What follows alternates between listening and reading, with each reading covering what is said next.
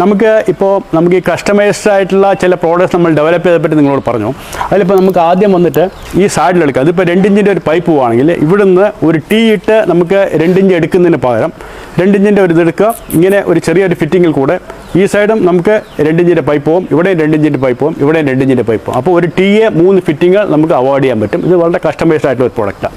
2 ഇഞ്ചിൻ്റെ ഒരു ത്രെഡഡ് ആയിട്ട്. അപ്പോൾ എന്താ വെച്ചാൽ ഒരു GITയിൽ 3 സ്ഥലത്ത് നമ്മൾ ത്രെഡ് ചെയ്യുമ്പോൾ അവിടെയെല്ലാം ലീക്ക് ആകാനുള്ള ചാൻസ് ഉണ്ട്. ഇതിൽ ലീക്ക് വളരെ കുറച്ച് ചെയ്തിട്ടുള്ള കസ്റ്റമൈസ്ഡ് ആയിട്ടുള്ള ചില GI ഫിറ്റിങ്സ് ആണ് ഇത്.